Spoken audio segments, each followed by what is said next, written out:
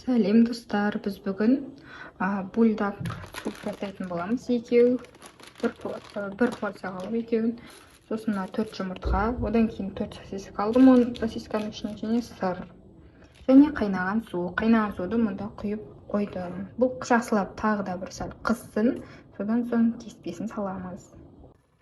Достар, міне су құйып, судың үстіне лапшаны салып, енді бұны крышкасын, яғни қақпағын жауып қоя тұрамыз.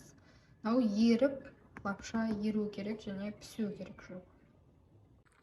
Негізінде барлық сондай ингредиенттерін қосып өзіңіз қойсаңыздар да жесеңіздер де болады. Мен бұл жерде сосиска мен жұмыртқа және сыр қосып істегенді жөн көріп тұрмын.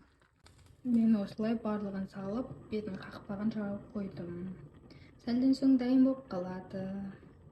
Өздеріңізде барып, өздеріңіз қалаған нәрселерді қоссаңыздар да, қоспай-ақ суптың өзін ішсеңіздер де өте дәмді болады, достар. Бізде міне дайын болды, достар.